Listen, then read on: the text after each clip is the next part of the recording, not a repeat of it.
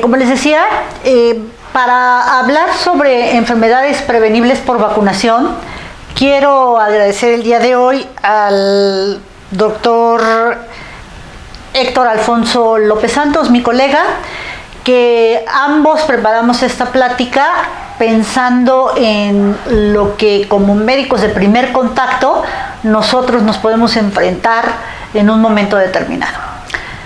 Antes de empezar la charla de lleno, quisiera recordarles las metas que tuvo para el 2015 la Organización Mundial de la Salud. La primera fue erradicar la pobreza extrema y el hambre, lograr la enseñanza primaria universal, promover la igualdad entre géneros y la autonomía de la mujer, reducir la mortalidad infantil, y aquí cobra una gran importancia el esquema nacional de vacunación o el esquema universal de vacunación.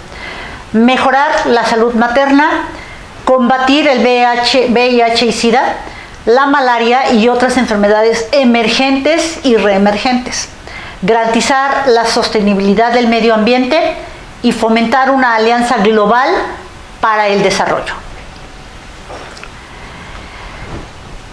Para el desarrollo sostenible existen 17 objetivos que todos tenemos que tener en cuenta y tratar de cumplirlos lo mejor que se pueda.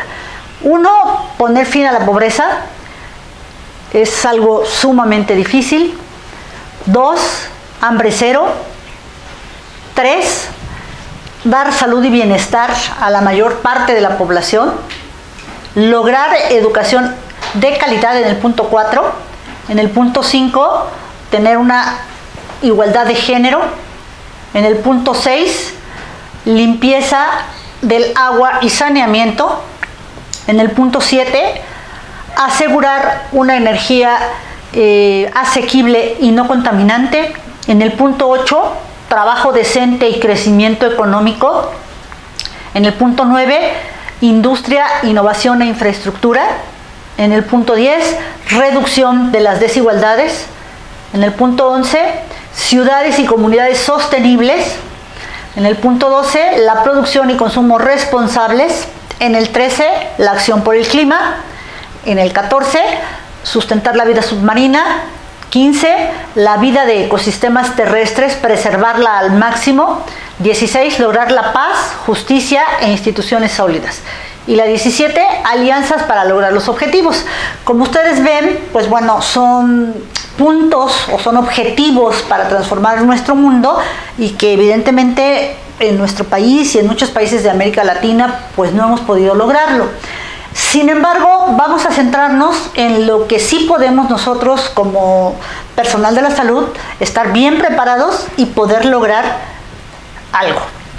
Entonces, como introducción quisiera empezar a comentarles que México va a promover o siempre ha promovido las iniciativas a nivel mundial para favorecer las condiciones de salud y el bienestar de la niñez. Dentro de los compromisos que el país ha hecho es la decisión de reducir los indicadores de mortalidad infantil, la mortalidad materna y la desnutrición, así como el desarrollo integral de los niños. Esto se ha logrado parcialmente. Vamos a ver algunas gráficas y algunos indicadores que ustedes mismos al final de la charla se van a dar cuenta que tenemos que trabajar todavía más. Pasando a lo que nos compete en esta charla, debemos recordar que las acciones de vacunación universal se reconocen como una acción prioritaria. Todos estos programas de vacunación y de vigilancia epidemiológica son considerados una estrategia esencial en el sistema de salud, por lo que en la actualidad todos los planes que se desarrollan permiten alcanzar la meta de garantizar la salud en la niñez de la población. Y como les decía al principio, esta charla no va a ser sobre cada una de las enfermedades, sino de las generalidades, y al terminar ustedes los invito a que vayan a revisar el esquema nacional de vacunación mexicano, que es de los más completos del mundo y tiene la ventaja de ser gratuito. Que si hay vacunas de medio privado, sí, por supuesto, y que se recomiendan, también se recomiendan. Sin embargo, ahorita vamos a centrarnos en la vacunación universal. ¿Cuáles han sido los logros de la vacunación? El 18 de octubre del 90 se reportó el último caso de poliomielitis en México. En el 94 en el 91, el último caso de difteria. En el 94, el continente americano estaba libre de poliovirus. En 1995 ya hubo los últimos casos autóctonos de sarampión. Vean, del 95 al 2020, qué ha sucedido con el sarampión. En el 2008 se dieron los últimos casos autóctonos de rubiola y síndrome de rubiola congénita. En el 2015, la Organización Panamericana de la Salud declaró a América Latina libre de rubiola endémica. Y en el 2016, esta misma organización declara a América libre de sarampión. Estamos en el 2020, del 2016 hacia acá, son solamente 4 años y ya hay casos autóctonos de sarampión en nuestro país. Cuando algo se lleva a una norma oficial mexicana, esto quiere decir que se vuelve un derecho constitucional.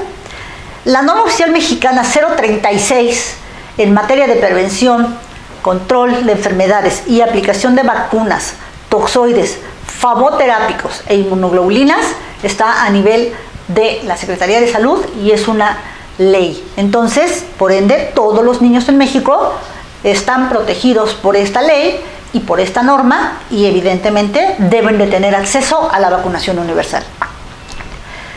Si recuerdan ustedes, al principio hablé sobre la vigilancia epidemiológica.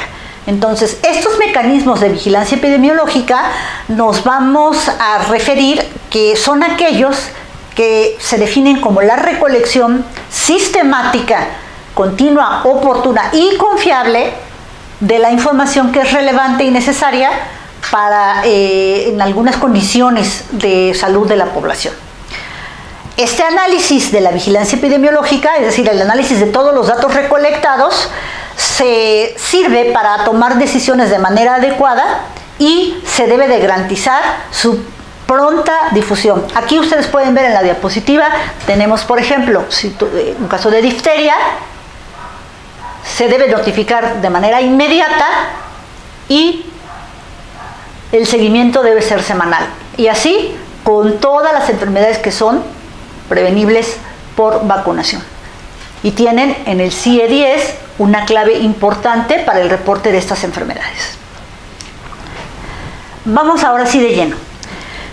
¿Qué es una enfermedad exantemática? Muchas veces los alumnos de la Facultad de Medicina a los que estoy dando en la actualidad medicina pediátrica me han comentado que si podríamos tener alguna charla sobre enfermedades exantemáticas que a veces se ven, bueno, no a veces en el programa vienen en infectología, sin embargo no está por demás reforzar estos conocimientos. La enfermedad exantemática febril es un conjunto de enfermedades que van a compartir un común denominador, que es la presencia de fiebre y la erupción cutánea, denominada exantema. En esta se va a incluir la rubiola y el sarampión. Predominantemente va a afectar a los preescolares y escolares y en menor proporción a la población adulta. Hablando del sarampión, es una enfermedad viral. Pertenece el virus a la familia Paramyxoviridae del género Morbillivirus. El ser humano es el único reservorio de este virus. La diseminación hace que se transmita a través de las gotitas de flush en el aire o por contacto directo de las secreciones nasales o faríngeas de las personas infectadas.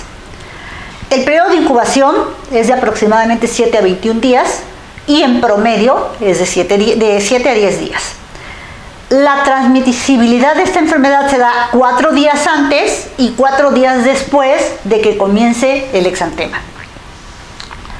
En este gráfico podemos demostrar, de acuerdo a la primera diapositiva que les enseñé de cuando se estaban librando ya la América Latina y México de estas enfermedades, vean, en el 90 se reportaron alrededor de 70,000 casos de sarampión.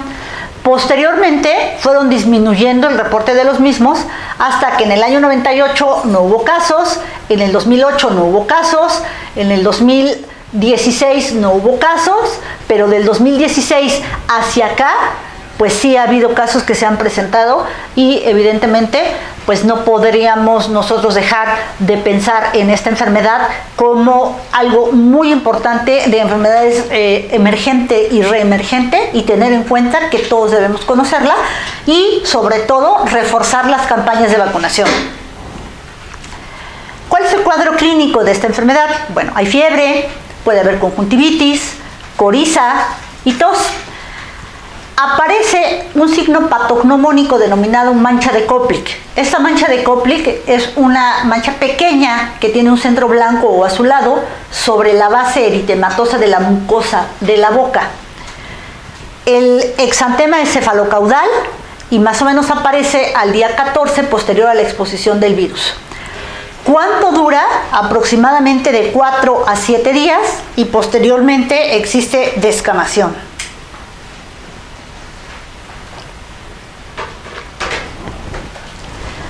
Aquí podemos ver las imágenes, tenemos las manchas de Koplik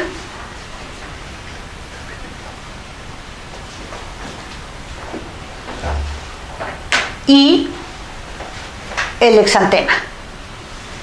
Entonces, por favor, no se les olvide esta imagen porque es patognomónico para hacer el diagnóstico de sarampión. Vean el exantema, afecta palmas y plantas. Jóvenes de la Facultad de Medicina, esto es pregunta del examen nacional, les van a preguntar si el sarampión afecta palmas y plantas y la respuesta obviamente será sí. Tiene complicaciones graves, muchísimas: otitis media aguda, neumonía, laringotraqueobronquitis, panencefalitis. Las dos más graves de estas complicaciones es la neumonía y la panencefalitis. Y evidentemente tienen mayor gravedad en los lactantes, en los desnutridos y en los adultos mayores. Siempre que doy las charlas en la asignatura de medicina pediátrica, les hago un primer examen de ubicación a los alumnos que toman conmigo y que vienen de salud infantil. Y el primer examen de ubicación incluye esquema nacional de vacunación.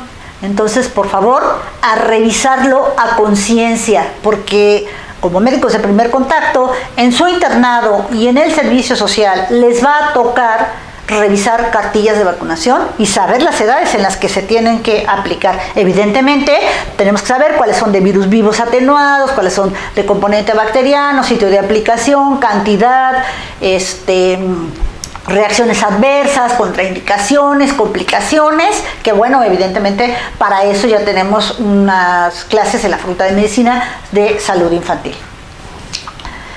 Pasando a la segunda enfermedad exantemática, que es la rubiola y el síndrome de rubiola congénita. Bien, vean ustedes esta diapositiva, cómo está el exantema.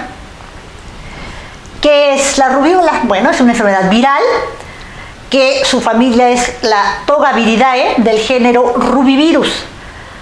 Afecta principalmente a niños y adultos jóvenes.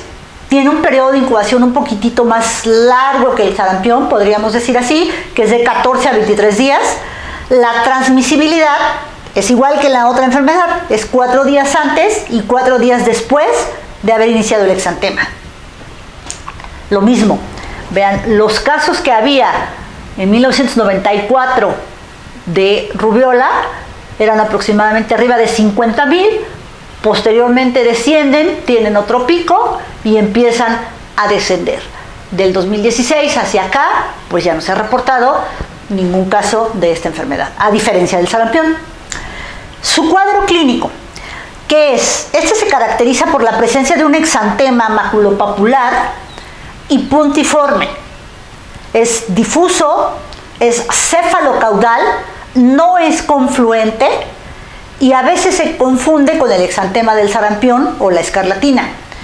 Los niños generalmente tienen una enfermedad leve, a diferencia de los adultos o pacientes mayores. El cuadro clínico en los niños se puede caracterizar también por una erupción cutánea, hay febrícula, náusea, conjuntivitis, linfadenopatías de predominio retroauriculares, cervicales o suboccipitales. Son dolorosas y se presentan generalmente de 5 a 10 días previos al exantema. Jóvenes que están escuchando esta plática de la Facultad de Medicina, es muy importante hacer una exploración física completa en todos los niños y en general en todos los pacientes. Un buen interrogatorio, una revisión adecuada del esquema nacional de vacunación y una exploración física adecuada nos va a llevar a hacer el diagnóstico oportuno de cualquier enfermedad. Por otra parte, el síndrome de rubiola congénita es cuando existe la infección en la mamá y esta se adquiere poco antes de la concepción, durante la semana 8 a 10 de la gestación, que puede condicionar muerte del feto, aborto o, si el producto nace, el síndrome de rubiola congénita. El síndrome de rubiola congénita tiene una presentación muy espectacular. A nivel auditivo, causa hipoacusia conductiva y neurosensorial. A nivel oftálmico, cataratas congénitas, glaucoma congénito, retinopatía y microoftalmia.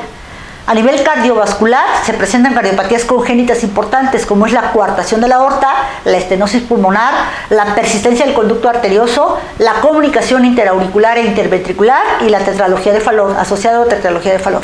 A nivel neurológico, son niños con microcefalia y retraso del neurodesarrollo psicomotor. Por eso es muy importante que al hacer la exploración física, ustedes midan el perímetro cefálico de todos los niños y vean qué capacidad del neurodesarrollo tiene de acuerdo a su edad.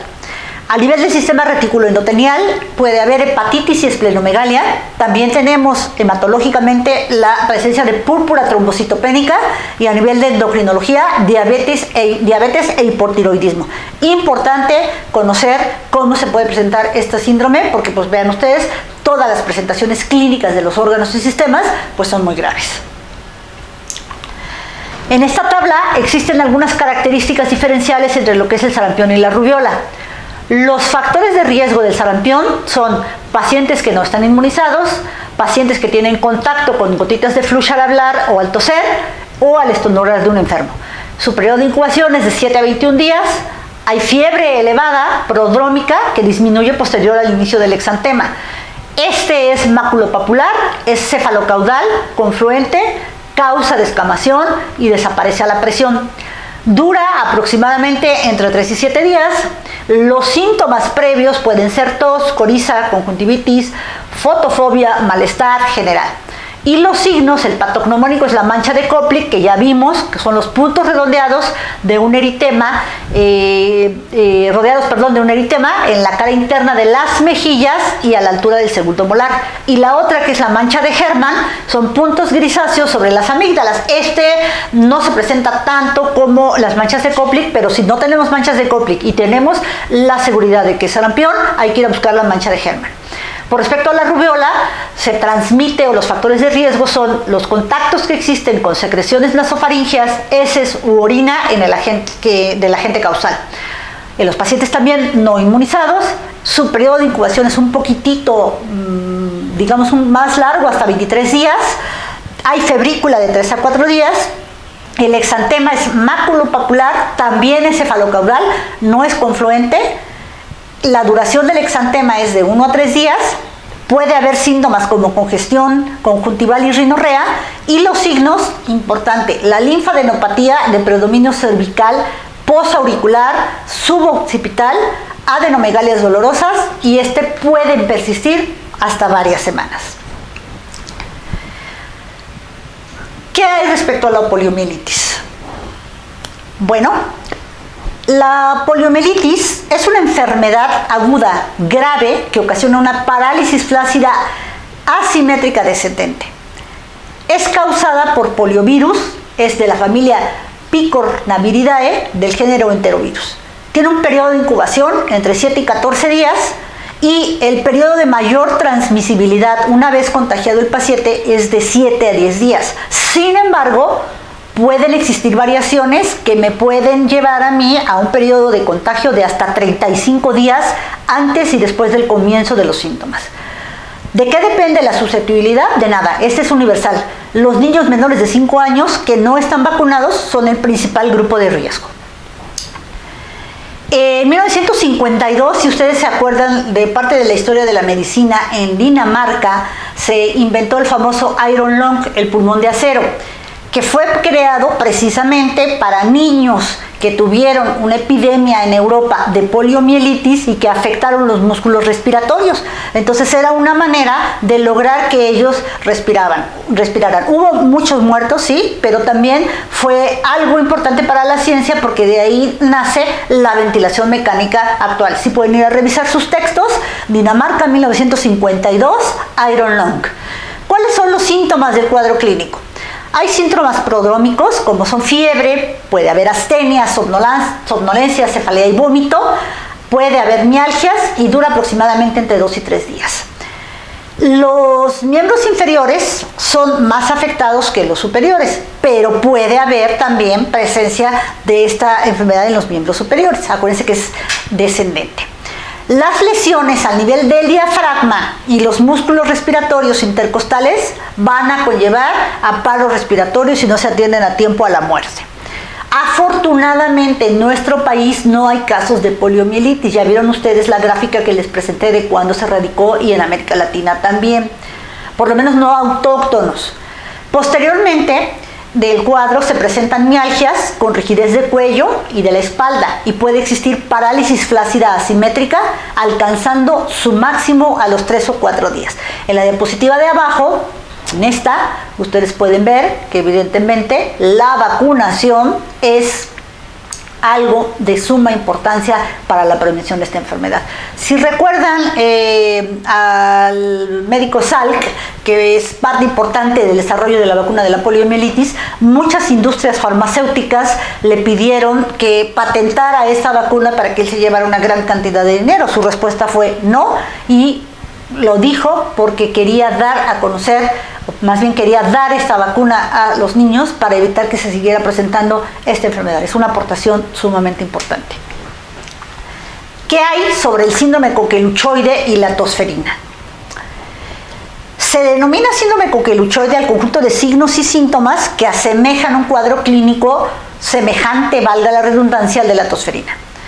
Entre los agentes que pueden causar este cuadro podemos encontrar a bacterias, que es el Mycoplasma pneumoniae, y las virales, como son virus parainfluenza tipo 1, 2, 3, Epstein-Barr y adenovirus. La tosferina o pertusis es una enfermedad respiratoria aguda severa que también se le ha denominado como tos quintosa o canto de gallo. Ojo, no confundir. Continuamos después de haber visto las 3 fases que tiene esta enfermedad. Vamos hacia difteria. Vean, esta imagen es impresionante.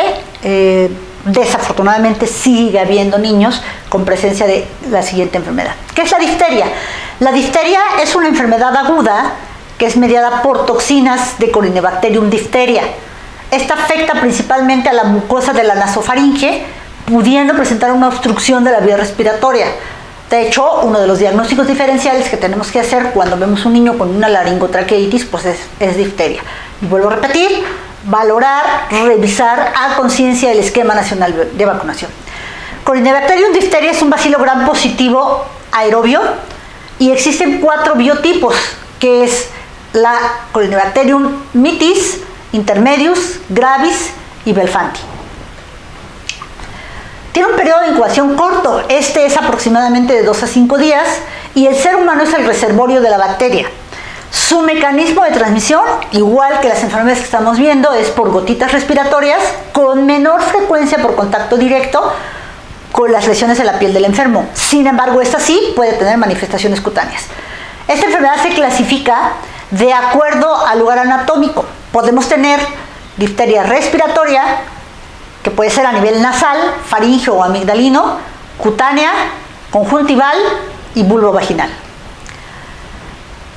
El cuadro clínico de la difteria nasal se caracteriza por presentar febrícula, secreción serosanguinolenta, a veces serosa, y en un sitio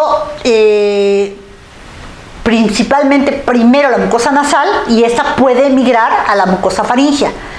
Y después esta secreción se convierte en mucopurulenta. El tabique forma o tiene la presencia de una membrana blanca, entonces es importante la revisión de la nariz y de la faringe al mismo tiempo. Obvio, siempre con las medidas de protección universales. La difteria faríngea y amigdalina son por lo general las formas más comunes de esta enfermedad. Se presentan los síntomas de forma insidiosa, puede haber malestar general, anorexia, febrícula y odinofagia. En un inicio, la faringe tiene un aspecto congestivo. Esto puede evolucionar a la formación de pequeñas placas blanquecinas que crecen formando una pseudomembrana, la cual es adherente y puede producir una hemorragia al intentar desprenderla. Esta mucosa puede cubrir toda la faringe. Se acompaña también de inflamación de los tejidos blandos circundantes y el aumento de volumen de las adenopatías cervicales, dando lugar al denominado cuello de toro. Aquí mucho cuidado porque nos puede hacer una obstrucción de la vía aérea total o parcial, y hay que hacer diagnósticos diferenciales, por ejemplo con abscesos retrofaringeos o con angina de Ludwig, que son patologías también muy agresivas y que pueden presentar estas adenopatías cervicales de manera importante. El cuadro clínico que tenemos en la difteria laringia, a veces esta difteria es extensión de la faringe. Se presenta más frecuente en los niños menores de 4 años y puede haber una ronquera progresiva gradual, tos y estridor. Por eso les decía que hay que hacer también un diagnóstico diferencial importante con laringotraqueitis. Puede evolucionar hacia la obstrucción faríngea y causar la muerte. Cuando ha habido casos de difteria cutánea, esta se caracteriza por una lesión necrótica, ulcerativa, con una pseudomembrana. Generalmente no pasa de los 5 centímetros de diámetro y se puede observar tanto en la conjuntiva, en la vagina y en el canal auditivo externo. Entonces vean la manifestación cutánea de la difteria. Puede tener complicaciones severas, sí, como la miocarditis y la neuritis. Respecto a las bacterias invasivas, hablemos de algunas generalidades. Las infecciones bacterianas invasivas conocidas más frecuentemente y que son prevenibles por vacunación son Neisseria meningitidis, que me causa o el meningococo, Haemophilus influenza tipo B y Streptococcus pneumoniae o neumococo. Estas tienen una alta tasa de morbilidad y mortalidad infantil. El Haemophilus influenza tipo B puede ocasionar infecciones tanto de vías respiratorias bajas, urinarias, intestinales, hasta infecciones sistémicas e invasivas. Y la Neisseria meningitidis afecta al sistema nervioso central, presentando enfermedades inflamatorias del mismo. Cuando hablamos de las enfermedades inflamatorias del sistema nervioso central, estas están o son provocadas por una reacción inflamatoria en el parénquima cerebral y las meninges, ante la presencia de agentes virales, micóticos, bacterianos o parasitarios. Tanto Streptococcus pneumoniae, Neisseria meningitidis y Listeria monocytogenes me pueden condicionar esta enfermedad. Nuevamente un gráfico aquí para que vean la incidencia de meningitis en México. Sigue siendo elevada, desafortunadamente. El 24 de abril, haciendo un paréntesis, se celebró el Día Mundial de la Lucha contra la Meningitis. ¿Y por qué escogieron precisamente un día 24? Porque solamente tenemos 24 horas para hacer un diagnóstico e iniciar un tratamiento oportuno y con ello evitar las altas secuelas que tiene esta enfermedad. No se les olvide, 24 de abril, Día Mundial de la Lucha contra meningitis. ¿Cómo se presentan clínicamente estas infecciones del sistema nervioso central? Bueno, puede haber fiebre elevada, fotosensibilidad, confusión, cefalea, vómito en proyectil, signos meningios que son rigidez de nuca, Brudzinski y Kernick. Y en el niño menor de 24 meses es muy difícil que se encuentren tanto la rigidez como el Kernick y el Brudzinski. Entonces vamos a ir a buscar el signo de Windal. Este es, volteas la cabeza del niño hacia un lado y eleva el hombro hacia el hombro contralateral. ¿Qué voy a buscar aquí? Los 4 síndromes. Síndrome infeccioso, síndrome meningio, síndrome encefálico y síndrome de hipertensión endocraniana. Es importante porque, sobre todo cuando tengo síndrome de hipertensión endocraniana, no puedo hacer una punción lumbar sin el riesgo de enclavamiento amigdalino y de muerte del paciente. Pero esto no me va a exentar más bien de que inicie el tratamiento, aunque no pueda hacerle la punción lumbar al paciente. Ya lo hemos hablado en las clases de pediatría, que es preferible iniciar un tratamiento a una dosis meningia de un antibiótico y posteriormente, pues si no fue, disminuir la misma. ¿Qué hay con respecto a las neumonías? Estos son procesos inflamatorios del parénquima pulmonar. En un 90% estas son de origen infeccioso, generalmente viral, dependiendo del grupo de edad, bacterianas y por hongos, o por agentes físicos o químicos.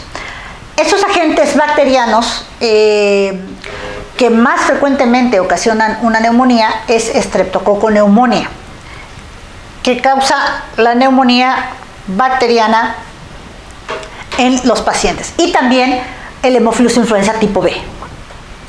Vean lo mismo, los casos de incidencia de neumonías y bronconeumonías en México no tiene gran variación, aproximadamente desde el 2010 hasta el 2017 sigue igual. Algo está pasando, que no estamos cumpliendo con el esquema universal de vacunación, o que haya también muchísimos movimientos antivacunas en nuestro país, que eso es harina de otra plática.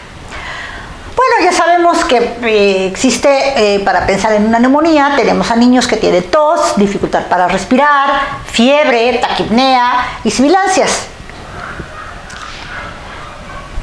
Vamos a hablar un poco sobre Neisseria meningitidis o meningococo. Antes de iniciar esto, el diagnóstico es clínico y vuelvo a repetir, tendré que revisar el esquema nacional de vacunación perfectamente bien para ver cuáles son las vacunas que le faltan a este niño y que podrían estar causando estas neumonías. Respecto a meningococo, este es un diplococo gram negativo, es encapsulado, es aeróbico y afecta solamente a los humanos. Hay 13 serogrupos de meningococo. Los 6 más frecuentes aislados para la enfermedad son el de tipo A, el B, el C, el W135, el X y el Y. Su vía de transmisión es mediante las secreciones respiratorias, teniendo un periodo de incubación de 2 a 10 días. La meningitis por Neisseria meningitidis es la forma clínica más frecuente ocasionada por la diseminación hematógena de este agente. Nuevamente esta gráfica, los casos de meningitis por Neisseria meningitidis en nuestro país pues siguen siendo bastante elevados. Y de meningococcemia, que es otra manifestación de la Neisseria meningitidis, pues su pico máximo en el 2013 hubo muchos casos. Aquí Zúcar de Matamoros fue zona de meningococcemia de alta prevalencia y posteriormente fueron disminuyendo estos casos. ¿Qué complicaciones puede tener la enfermedad por Neisseria meningitidis? Daño cerebral, sordera, retraso en el aprendizaje, sepsis, neumonía, artritis, otitis media y epiglotitis. Recuerden, las enfermedades respiratorias, pues tenemos que hacer diagnósticos diferenciales con muchas. Por ejemplo, laringotraqueobronquitis, que es viral, que es las más frecuentes en pacientes menores de 5 años, tenemos que hacer diagnóstico diferencial con epiglotitis y con difteria. Vamos a hablar un poco de Haemophilus influenza.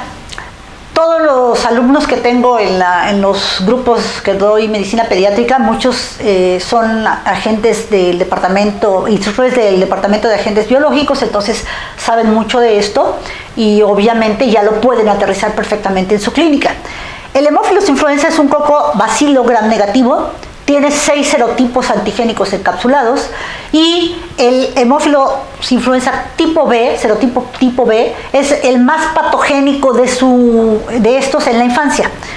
El reservorio son los seres humanos y son portadores asintomáticos. Ojo, esto es importante durante la transmisión de la enfermedad hacia los pequeños.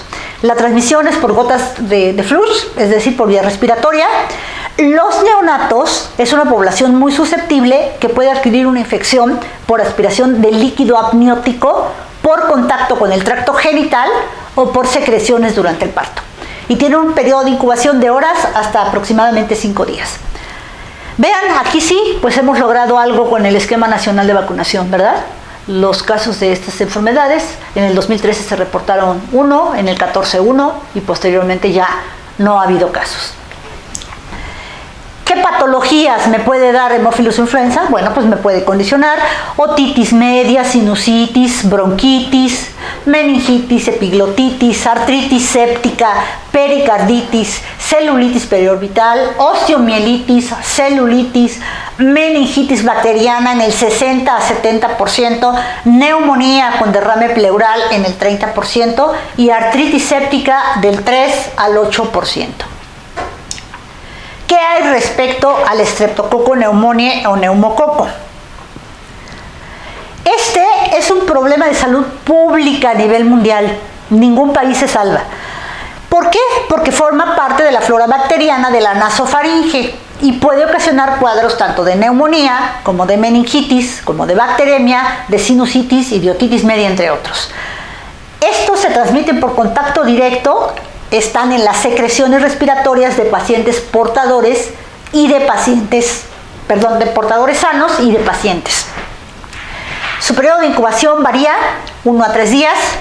Es un diplococo gram positivo lanceolado y se han identificado aproximadamente 90 serotipos y más de 40 subgrupos de este germen. Vamos a hablar un poco sobre tétanos, otra enfermedad prevenible por vacunación. Yo he visto en mi vida de profesional solamente un tétanos y fue en un neonato. Es un cuadro clínico muy severo, el paciente falleció y bueno, se han reportado ya desafortunadamente casos en nuestro medio. Tenemos un artículo publicado que se llama Tétanos en Pediatría en la revista del Instituto, de la Revista Mexicana de Pediatría, si lo quieren ir a revisar ahí. ¿Qué es el tétanos? Bueno, es una enfermedad aguda producida por una exotoxina denominada tetanoespasmina. ¿Y de dónde viene? Del Bacillus Clostridium tetani. Prolifera en anaerobiosis dentro del sitio lesionado. Ocasiona rigidez de los músculos esqueléticos o del sistema musculoesquelético de cualquier parte del cuerpo, causando espasmos de tipo tónico y convulsiones. El Clostridium tetani es un bacilo gram negativo, gram positivo, esporulado, es móvil y es anaerobio. Se distribuye en el suelo o en los fomites contaminados con heces. El periodo de incubación del tétanos es de 3 a 28 días, aproximadamente 7 días en promedio. Entonces recuerden, bacilo gram positivo esporulado, esto es muy importante, es móvil y es anaerobio. Entonces si yo tengo una herida y no tengo una vacuna de tétanos, pues tengo que pensar que me puede dar tétanos, revisar la cartilla y por ende iniciar el tratamiento. Generalmente también se puede localizar en el intestino del ganado equino, vacuno, ovino, en los perros, en los gatos, en las ratas, en los pollos, en los cobayos y en los seres humanos sanos. Se conoce que es resistente a agentes físicos y desinfectantes. De las toxinas que son producidas por Clostridium tetani, la tetanoespasmina es una neurotoxina que es letal aún a bajas concentraciones en los seres humanos y no hay transmisión directa de persona a persona. En esta gráfica podemos ver los casos de tétanos desde 1990 hasta la fecha en nuestro país. Estos sí han ido disminuyendo de manera importante. Hasta el 2017 podemos ver que se reportaron 26 casos. Esta enfermedad se puede presentar por 3 síndromes clínicos. El primero es la infección local. Presentan los pacientes con infección local espasmos confinados al sitio de la pérdida de continuidad del tejido. Hay contracciones dolorosas que persisten semanas a meses y gradualmente suelen desaparecer. Cuando las infecciones son generalizadas, sus manifestaciones clínicas se presentan de manera descendente. El primer signo que aparece es el trismus, produciendo la famosísima risa sardónica, seguido de una rigidez de cuello y una dificultad para la deglución, y posteriormente se presenta la rigidez de los músculos abdominales y los opistótoros. Cuando estos espasmos y las contracturas son tan violentos y prolongados, pues se pueden producir fracturas, rupturas musculares o desgarros. Y respecto a la infección cefálica, esta es posterior a una lesión en la cabeza o la cara y se involucran a los nervios craneales, que es el 2, el 4, el 7, el 9, el 10 y el 12. Puede ir uno por uno o pueden ir progresando de tal manera que se generaliza y se afectan todos estos nervios. Bueno, como les decía, no es una plática específica para cada enfermedad, sino que es para crear conciencia, que tenemos que tomar en cuenta el esquema nacional de vacunación y queremos y debemos ser los principales promotores de la aplicación de la vacunación universal en nuestro medio. Quiero terminar esta plática con esta diapositiva que dice: doctor, no quiero vacunar a mi hijo, pero tampoco quiero que se enferme. Entonces, ¿qué me recomienda? Y le contesta el doctor: le recomiendo que no se encariñe con él, porque evidentemente sí se va a enfermar si no se ponen vacunas y obviamente puede llegar incluso hasta perder la vida. Ya vieron ustedes la importancia de la revisión del esquema nacional de vacunación. Les toca a todos los médicos que tenemos contactos con niños y a los de primer contacto muchísimo más. Entonces, por favor, les vuelvo a recordar, como les dije, no es una plática de cada una de las enfermedades, pero sí es una generalidad de la misma, más en estos tiempos en que tenemos tanta información sobre el COVID-19, que evidentemente es una enfermedad emergente y reemergente, pero aún en tiempos de pandemia no debemos de dejar pasar por alto este tipo de enfermedades y, por favor, vacunen a los que tengan hijos y implementen la revisión de las cartillas de vacunación y promuevan la vacunación universal. Muchas gracias por su atención.